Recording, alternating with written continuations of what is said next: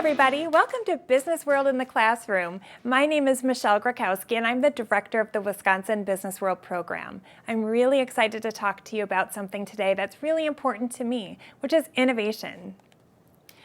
What is innovation and why is it so important? Well, innovation is taking a creative look at the world around you and coming up with new ways to make things better. And why is that important? Well, let's think about that. That innovation can lead to change, and that change can lead to opportunity, and opportunity to success. We're going to go through and talk about a couple different examples of that in this presentation. First of all, innovation. Look at this little cartoon here. See that little guy with the little wheel, that little round wheel? And he's begging for these two workers to pay attention to him, saying, look, we can do this so much easier. We can be so much more efficient. And the two guys pushing the wagon with that square wheel, they're like, but look, we've always done it this way and it works just fine. They didn't take the time to stop to listen to how much easier things can be. Luckily, that little guy got somebody to listen, right? And that people thought, well, wait, maybe we can be more efficient and maybe things can work better with a round wheel. So that round wheel led to change. Started out as a wood wheel, and then through the years it kept innovating, and now look at, we're at rubber wheels on everything. So that led to a lot of different opportunities because just now one company was making that little round wooden wheel, but all of a sudden now you have all kinds of companies that are in the wheel business and making wheels for all types of equipment, from farm equipment to automobiles to everything. It's led to a lot of opportunities, which has led to a lot of success, right? Because not only are the businesses that are making those wheels successful, but they've innovated and created new opportunities for all kinds of different businesses that use wheels. Think about airplanes, think about semis, right? So as they continue to grow and evolve wheels, the businesses can grow and things become more efficient. We're going to talk about music, right? Something that everybody can relate to. And let's talk about music through the ages and see a really good example on how innovation really works. Right here on the screen, you guys can call it out in your classroom. This is a piano, right? It was actually back in the 1800s in all of the parlors. You know, that's how people heard music. That's how people communicated, was through a piano. Then somebody thought, well, you know what? Those pianos are big and they're bulky and they're really hard, they're expensive to buy. What if we come up with a better way to listen to music in our parlors? And they came up with this. Anyone know what this is called? A Victrola, right? So it had a little thing. What's one of the limitations? You had to actually sit there and crank it, right? If you wanted to hear the music, because that little record would turn around and the music was kind of muted through that little horn. So somebody thought, you know what, we can do this better. Instead of making somebody sit there and crank and crank and crank to hear music, let's come up with something that does it automatically. Once electricity came through, that gave us so many opportunities to innovate, all kinds of different industries. In this case, check out the name, Victrola. Victrola actually came up with a way to innovate their company so they didn't lose all of the people that were hand cranking. Now all of a sudden you could plug it in and the records played themselves, which led us into something new. People thought, you know what, we need something a little bit more portable, a little bit easier to record, a little bit cheaper, and they came up with, anyone know what these are? 8-track tapes, right? So this is the first type of really portable music that actually came out. And the cool thing is you could actually play these in your car, which was one of the big innovations because all of a sudden there were cassette players inside cars. Anyone know what this is? This is my jam. This is a boombox. This came out in the 80s and this was life-changing.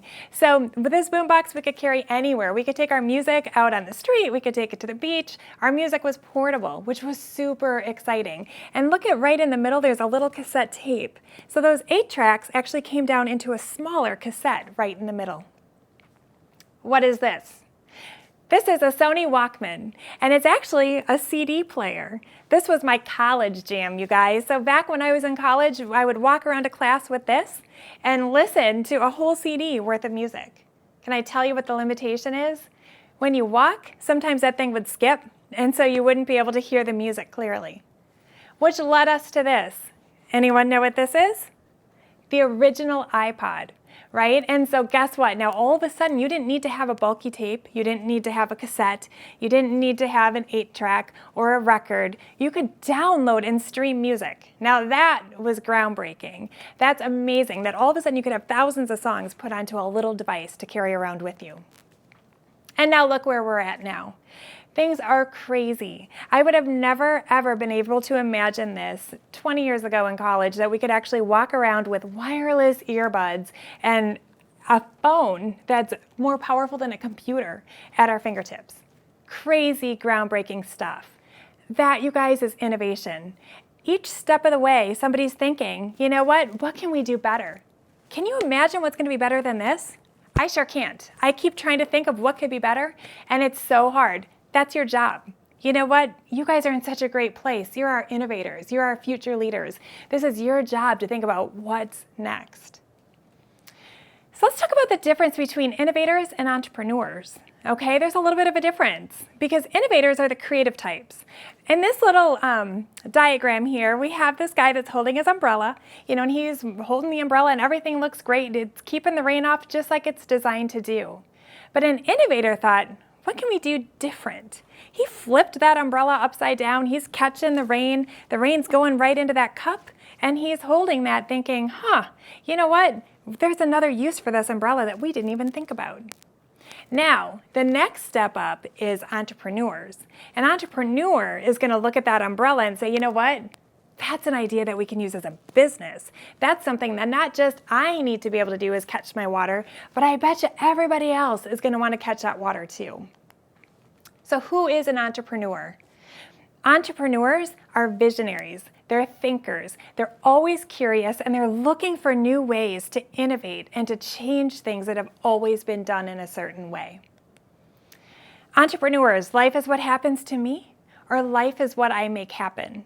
Entrepreneurs make life happen, okay? They're strong leaders, and they're always trying to figure out what's next. Be an entrepreneur, guys. Think like an entrepreneur every day. Entrepreneurs dream big, right? They see the big picture. They're problem solvers. Like if you're writing in your exam book, in your pencil breaks, you're going to be thinking of a new way. How can I make an indestructible pencil, right? That's an entrepreneur. But the next step, not just how do I do it, because that's more innovation. It's how do I sell this to everybody else, right? How can I make this into a business?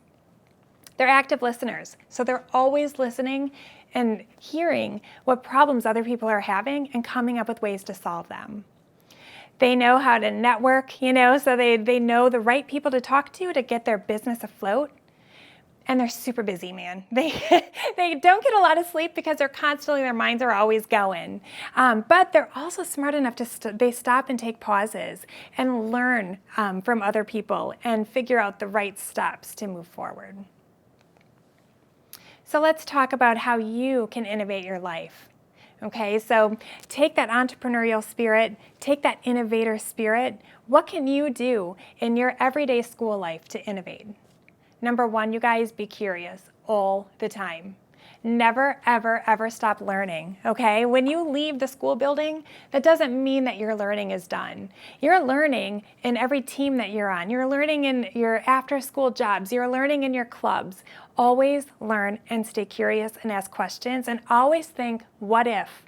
What if we could do this better, right? Analyze your habits. Think about what you do. Is there a way you can innovate how you do your homework? Are you always doing your homework at a certain time on your desk? And then in the middle of it, you're like, tick-tock. So is there a way you can analyze your habits to come up with a better way to do your homework? And the biggest thing I want you to take away from this is never be afraid to try new things. Innovators and entrepreneurs fail more than they succeed. And look at Benjamin Franklin. He came up with thousands and thousands and thousands of ideas. And many of them worked, many of them didn't. But the point is, he never stopped trying. So keep innovating, keep thinking of new things, be curious, keep learning, and just do good things, guys.